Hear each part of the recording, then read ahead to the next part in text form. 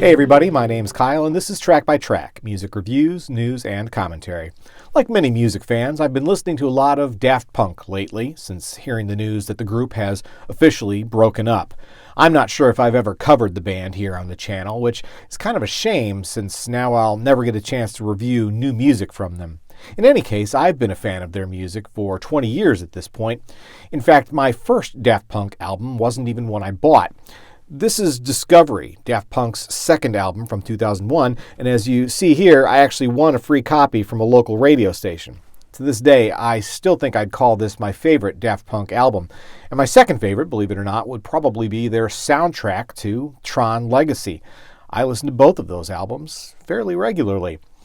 But as we're reminiscing about the musical legacy of Daft Punk, I remembered something interesting related to the Discovery album that I wanted to share with you all. Do any of you remember when Daft Punk started their own online music service? This was in 2001, back before streaming services like iTunes or Spotify were even created.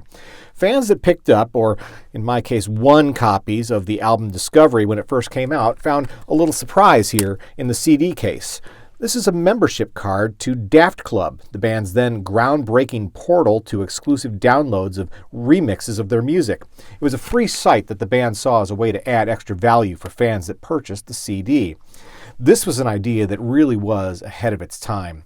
We're also used to accessing music online, on demand, that we take for granted a time not so long ago when that kind of thing was all but unheard of. Here's what the band said about Daft Club back in 2001. There's no limits of time, and it helps people get and listen to this music. A track that could have been done today can be online tomorrow.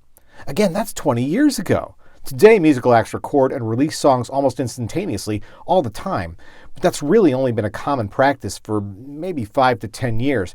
In the early years of streaming music, your selection was almost entirely limited to the same music you could buy on CD at every shopping mall.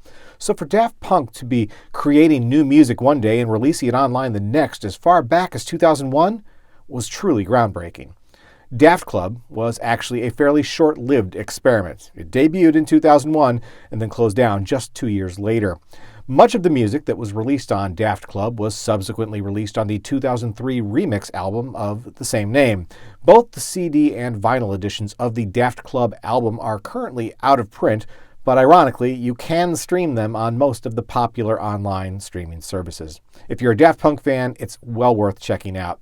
If you have it on CD or vinyl, it's a bit of a rarity, so take good care of it. I don't personally own a copy of the remix album, but I'm still proud to be a card-carrying member of the original Daft Club. It was a pioneering endeavor from one of music's most pioneering acts. Once again, my name's Kyle, and this has been Track by Track, music reviews, news, and commentary. If you like this video, please be sure to give it a thumbs up, plus be sure to check out some of these other videos that I think you might also enjoy. And of course, be sure to click subscribe, because true music fans always want new releases the day they come out. Thanks for watching, and I'll see you next time.